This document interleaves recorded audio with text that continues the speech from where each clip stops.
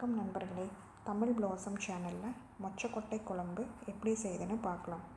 அதற்கு தேவையான பொருட்கள்: மொச்சக்கொட்டை 150 கிராம் எடுத்துருக்கிறேன். அதை உரித்து வச்சுருக்கிறது 3/4 கப் இருக்குது. தேங்காய் 1/4 மூடி எடுத்துருக்கிறேன். எலுமிச்சை சைஸு புளி எடுத்துருக்கிறேன். சின்ன வெங்காயம் ஒரு 15 எடுத்துருக்கிறேன். காரத்துக்கு 3 வரமிளகா எடுத்துருக்கிறேன். 4 தக்காளி எடுத்துருக்கிறேன் இந்த சைஸில். 1 டீஸ்பூன் தனியாத்தூள், கருவேப்பிலை பொடி பண்ணி எடுத்துருக்கிறேன் காஞ்சதை. இப்போது தேங்காய், தக்காளி, வரமிளகா 3 மட்டும் சேர்த்து நம்ம விழுதாக அரைச்சி எடுத்துக்கலாம்.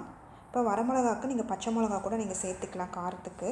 நான் தக்காளி எதுக்கு சேர்க்குறேன்னா புளிப்பு தன்மைக்காக சேர்க்குறேன், அதனால தான் புளி கம்மியாக சேர்த்துருக்கேன். இப்போ பாருங்கள், இதையெல்லாம் விழுதாக அரைச்சிக்கலாம். நல்லா ஃபைன் பேஸ்ட்டாக அரைச்சிக்கோங்க. பாருங்கள், நல்லா விழுதாக அரைச்சாச்சு. இப்போ வானலியில் எண்ணெய் காஞ்சிருச்சு. இப்போ கடுகு சேர்த்துக்கலாம்.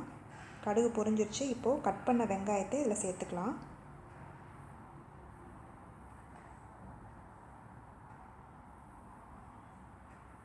இதை கொஞ்சம் வதக்கி விடுங்க.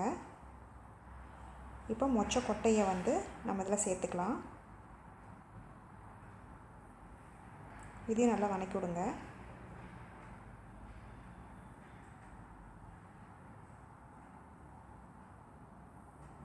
மொச்சக்கொட்டை எந்த அளவுக்கு சேர்த்துறீங்களோ அந்த அளவுக்கு நல்லா டேஸ்ட்டு கிடைக்கும். சின்ன வெங்காயம் நல்லா டேஸ்ட்டு கொடுக்கும்.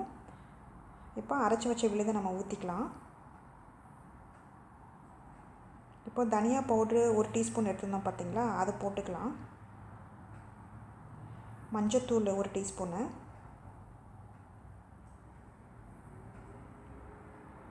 கருவேப்பிலையும் இதில் போட்டுடலாம். போட்டு நல்லா கலக்கி விடுங்க.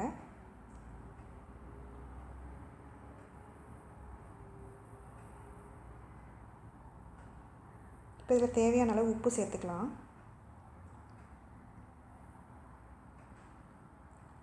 இப்போ குழம்பு கொஞ்சம் கெட்டியாக இருந்ததுன்னா கொஞ்சம் தண்ணி சேர்த்துக்கோங்க இதில்.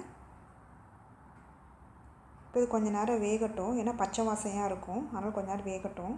மூடி வச்சு வேக வச்சுக்கலாம். பாருங்கள், குழம்பு ரெடி ஆயிடுச்சு. நல்லா கெட்டியாயிடுச்சு. இந்த ஸ்டேஜில் நம்ம புளி கரைச்சி வச்சுருக்கோம் பார்த்திங்களா, அந்த புளி தண்ணியை இதில் சேர்த்துக்கலாம். சேர்த்து ஒரு 5 நிமிஷம் கொதிக்க விடுங்க.